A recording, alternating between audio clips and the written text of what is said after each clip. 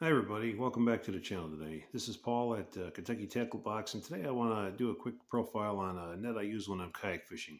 And this could also apply if you're fishing out of a boat, a canoe, a pontoon boat, a paddle boat, you name it. Anything you're on the water with, even if you're bank fishing and if you wanted a net, it's not a bad one to have. And I looked around, and there's a lot of different materials and styles of nets made, but I settled on this one. It's made by a company called Ego, and this particular one is it's called the Model S1, and it is a floating net, and it also has a handle that can unscrew, and I'll show you that real quick here.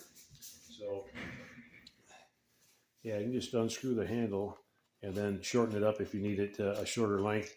I typically, when I'm in the kayak, I usually use it with the handle attached. That way, if I have to lean over the kayak to get a fish that's just not getting too close to the kayak, I can reach it. Whereas if I had the handle unscrewed, it wouldn't be as easy.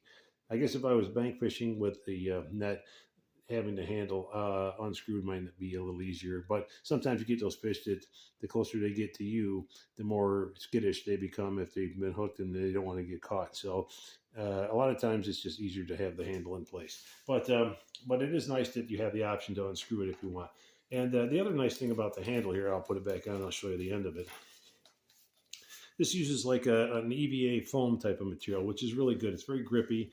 It can get wet. It doesn't hurt it, and that makes it nice. And the net itself is made of like a rubberized material, so it's pretty easy to get your trebles or your single hooks unhooked from it when you do land a fish. And it's and water, if water gets on the net, it's not going to hurt it. You don't have to worry about drying the net out like you would if it's made of like a nylon fiber material, or if it's an old canvas fiber woven into the net. This rubber's very durable, and it's also very resistant to sun fade and things like that as well. But these nets are pretty nice. They come in a few different sizes as well. One of my favorite things about it is the fact that the net itself floats. And that's especially important with kayak fishing, because when you're kayak fishing, and I usually have this sitting in one of my rear rod holders on the kayak, if you happen to be close to shore and you're getting near tree branches and stuff, tree branches love to grab your rods or your nets and try to yank them out of the kayak, and then they end up on the bottom of the lake. But because this one floats, that's not usually an issue.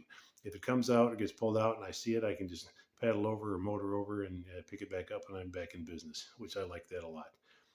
Now, this particular one, I said it was the S1 model, and they come in different sizes from like a tiny size through small, medium, large, and then extra large. This particular one happens to be a medium, and it's the hoop size is 17 inches by 19 inches, and it's designed to work for things like bass, crappie, trout.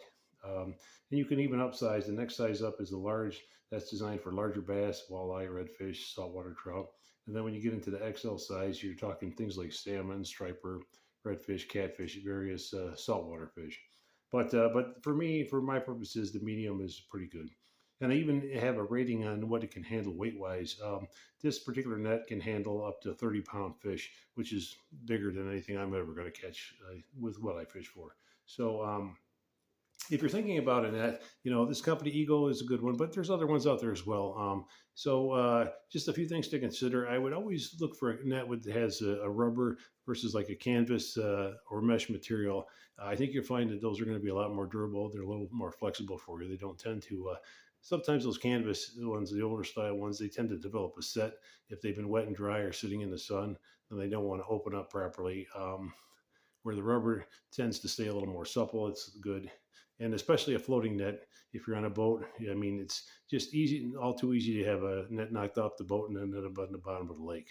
So, but if you're thinking about, and the prices are going to vary too. You're going to have to check do your research on the net when you're looking, and take a look at some of the reviews. That's kind of what I did before I bought this, just to kind of see. And I found there was quite a few positive reviews for this particular company, so that's what I went with. And so far, I've used it multiple times, and it's landed fish for me really well. So if you're thinking about picking up a net for your fishing, you can't really go wrong with one like this. But like I say, there's other good companies too. If you don't prefer Ego, I'm sure there's a lot of other good ones out there as well.